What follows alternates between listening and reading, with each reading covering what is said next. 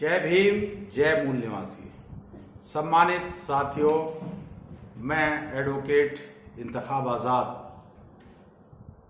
लोकसभा चुनाव 2024 के परिणाम के बाद सोशल मीडिया पर एक पोस्ट वायरल होते देख रहा हूं, जिसमें आम आदमी पार्टी के सांसद संजय सिंह का फोटो लगा है और उस पर लिखा है कि बहुजन समाज पार्टी और पूर्व मुख्यमंत्री मायावती के कारण गठबंधन 17 सीटें हारा। और कुछ लोग इसका बड़े पैमाने पर प्रचार प्रसार कर रहे हैं, जो बीएसपी सुप्रीमो और तमाम बहुजनों के खिलाफ एक षड्यंत्र है, एक भयंकर दुष्प्रचार है। इसी तरह का प्रचार या आरएसएस मानसिकता के लोग देश के best parliamentarian barrister Asaduddin Owaisi के संबंध में भी लगातार करते हैं और उनको भी बार बार यह कहकर अपमानित किया है कि यह आरएसएस और भारतीय जनता पार्टी की बी टीम है और उनके लिए काम करते हैं।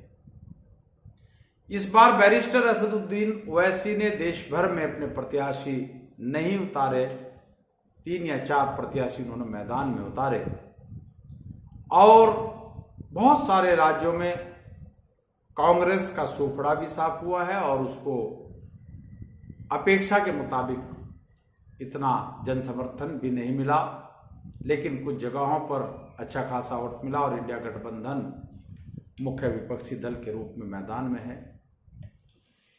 बैरिस्टर असदुद्दीन ओवैसी ने पिछले दिनों एक सभा में कहा भी था कि इन इंडिया गठबंधन वालों के बस की बात नहीं कि ये भारतीय जनता पार्टी को रोक सके।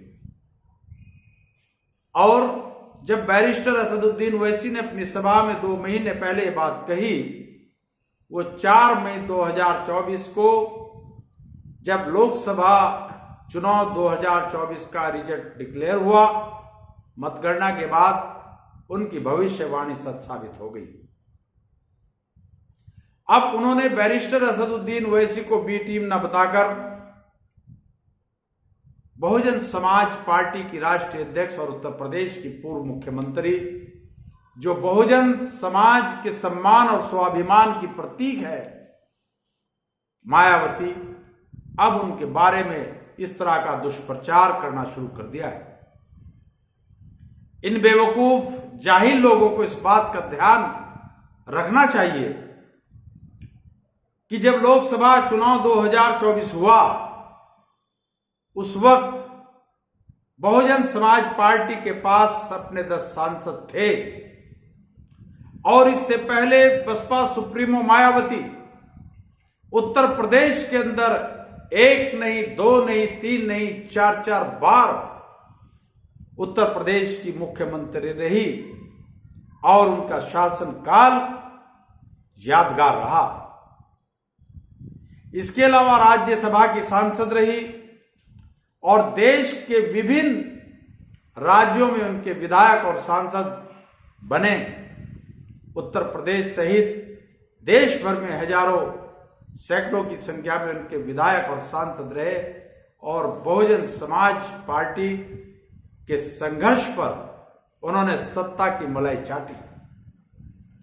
आज एक इतनी बड़ी पार्टी जो बहुजन महापुरुषों के बलिदान पर, बाबा साहब डॉक्टर भीमराव अंबेडकर के संघर्ष पर,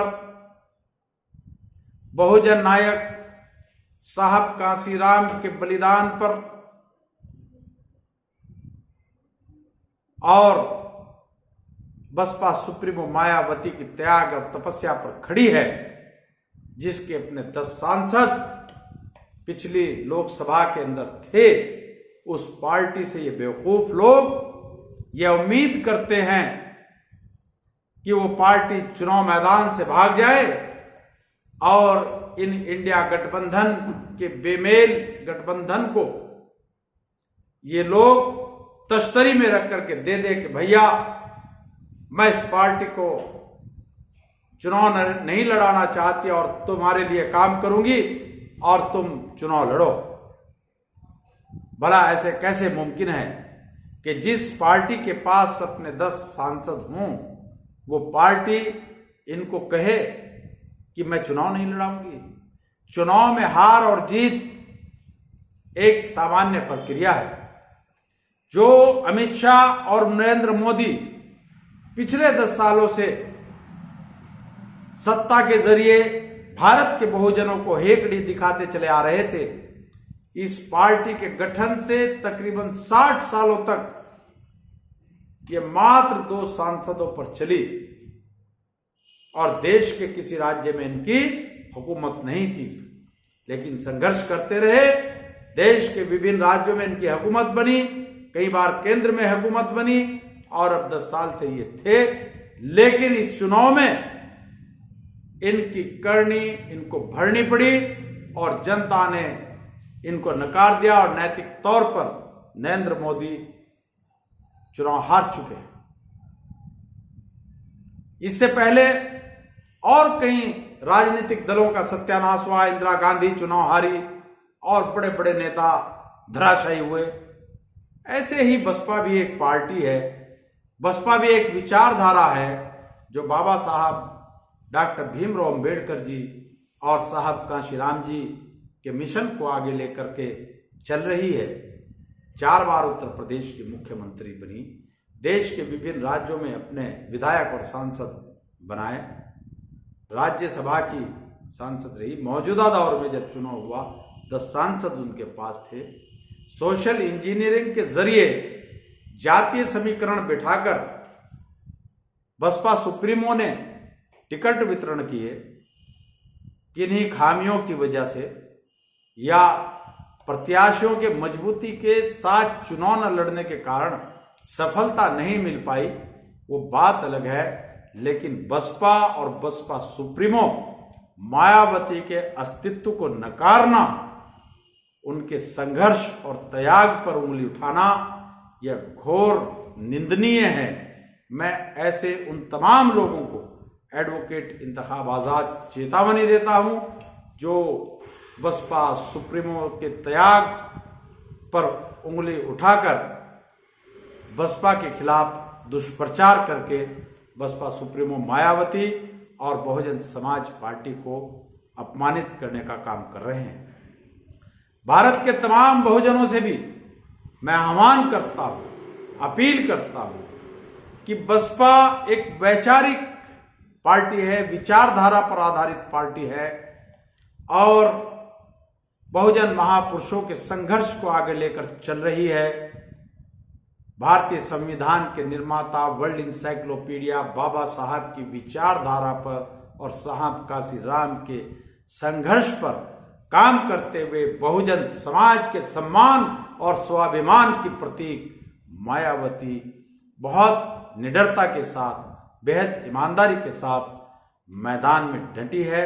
हम सबको मिलजुल कर उनका साथ सहयोग करना है, क्योंकि ये पार्टी बहुत ही संघर्षों के बाद साहब कांशीराम ने बनाई थी, जिसको बहन मायावती आगे लेकर चल रही है। हमें इन आरएसएस की मानसिकता के, चाहे वो कांग्रेस हो या भारतीय जनता पार्टी हो या आम आदमी पार्टी, जो भी ये मनुवादी सोच के लोग हमारी सम्मान और स्वाभिमान की प्रतीक बहन मायावती के संघर्ष पर उंगली उठाते हैं, आने वाले दिनों में संगठित होकर ऐसे लोगों को मुंहतोड़ जवाब देने के लिए संघर्ष करना है और तैयार रहना है।